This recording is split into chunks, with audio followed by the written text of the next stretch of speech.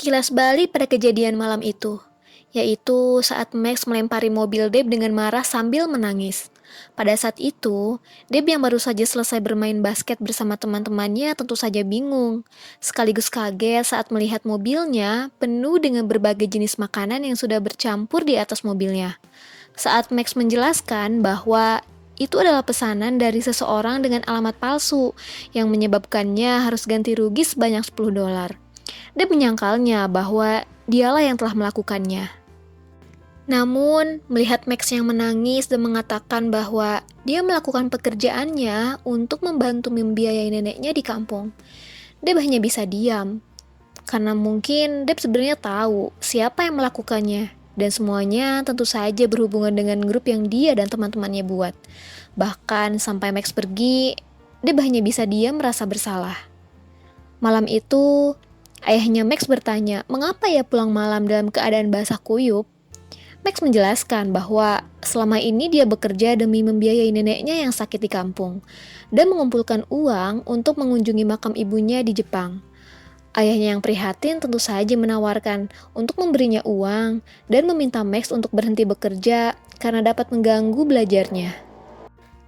Max menolaknya dan merasa tidak enak karena ayahnya selalu membantu keluarganya di kampung.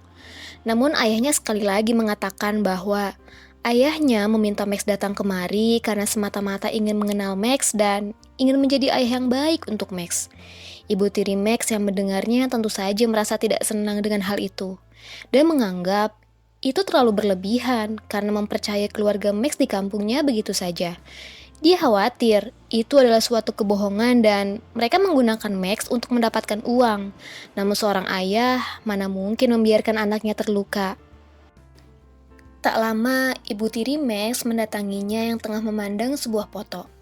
Dia berkata bahwa itu adalah foto kakek dan neneknya Elle dan Dale, dan mereka tidak menyukai hubungan ayah dan ibunya Max, terutama saat tahu bahwa ibu Max adalah seorang pencuri. Ibu tiri Max mengatakan bahwa dia sengaja memberitahu Max karena cepat atau lambat, Max akan bertemu dengan mereka. Dan kakek neneknya pasti tidak akan menerima Max. Dan jika Max merasa sedih, ibu tirinya mempersilahkan Max untuk pergi kembali ke kampung halamannya.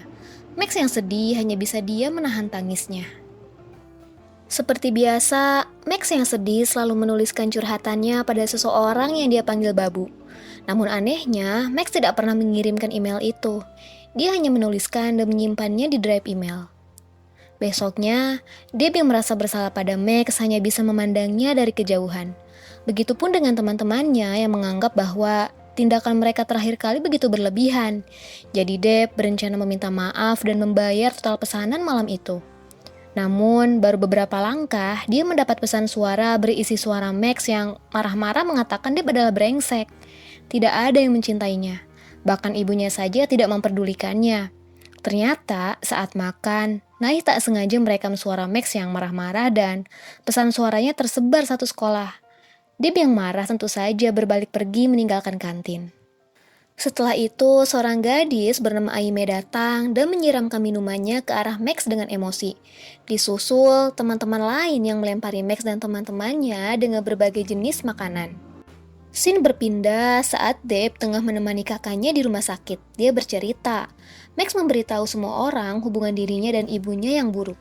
Meskipun kecewa, sebenarnya Deb merasa yang dikatakan Max itu benar, bahwa ibu membencinya, dan menyuruh kakaknya bangun agar ibunya kembali bahagia.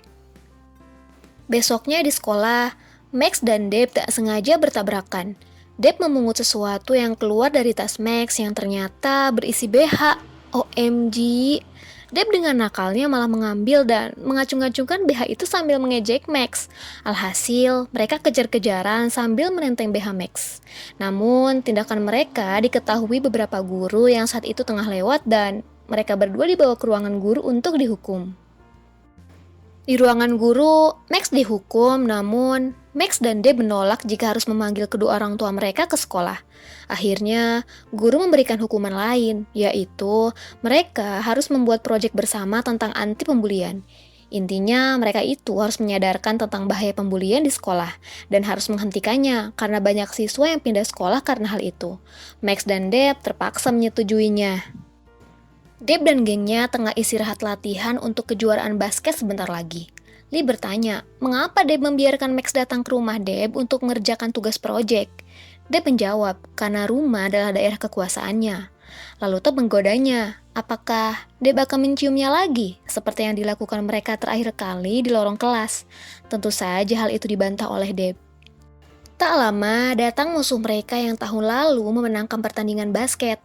Dia datang dengan sombong dan mengajak bermain. Deb dan teman-temannya setuju dan pertandingan mereka dilakukan secara live di Instagram. Namun sayang, Deb dan teman-temannya kalah dan mereka bertekad bahwa mereka harus menang saat kejuaraan nanti. Ternyata, Max juga tengah membicarakan tentang proyek bersama teman-temannya di kafe. Teman-teman Max mengatakan, alasan Deb kalah kejuaraan basket tahun lalu karena menemani kakaknya yang koma. Dan dia harus menang kali ini demi kakaknya yang koma karena kecelakaan setelah dirampok di suatu malam. Dan Mix mengatakan bahwa Max harus lebih baik lagi pada Deb karena pertandingan ini begitu penting untuknya. Selanjutnya, Max janjian mengerjakan proyek itu di rumah Deb. Saat itu, Max malah kebelet pipis dan seorang pembantu menunjukkan arah kamar mandi untuknya.